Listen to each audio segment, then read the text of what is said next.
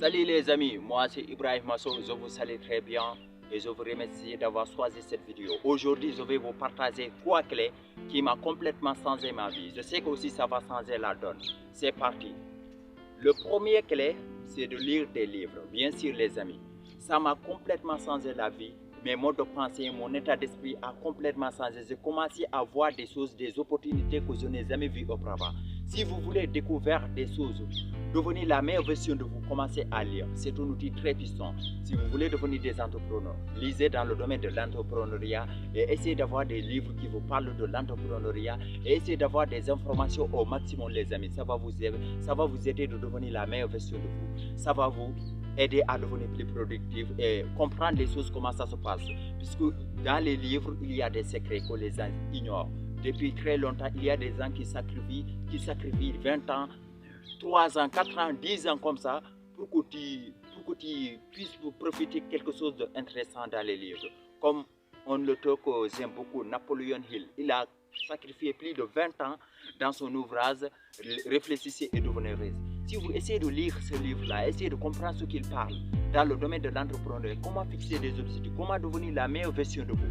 Vous aussi, je vous dis, d'ici quelques temps, vous devenez un vrai milliardaire si c'est ça que vous souhaitez dans la vie. Le deuxième point que je vais aborder dans cette sujet, c'est d'être discipliné, bien sûr. Vous ne pouvez pas devenir la meilleure version de vous si vous manquez de la discipline. C'est quoi la discipline? La discipline, c'est de respecter les règles et de suivre les choses chaque jour. Comme je choisis de lire un livre aujourd'hui, puisque j'ai envie de lire le livre, j'ai bien lu le livre, je suis tellement excité, mais demain je n'ai pas envie, je laisse tout tomber. Ça, c'est pas la discipline. La discipline, c'est de continuer de lire les livres. Parfois, tu n'as pas envie de le faire, mais de le faire quand même. C'est ça la discipline, de faire les choses de manière cohérente, de continuer chaque jour, de répéter les choses jusqu'au bout. Et j'arrêterai. Le troisième, c'est de la persévérance, les amis. C'est quoi la persévérance? C'est de continuer les choses jusqu'au bout. C'est pas j'ai commencé de lire des livres, je lance des projets, mais ça ne marche pas. Non, le lecture, ça ne m'a rien donné. C'est pas comme ça, c'est pas ça la persévérance.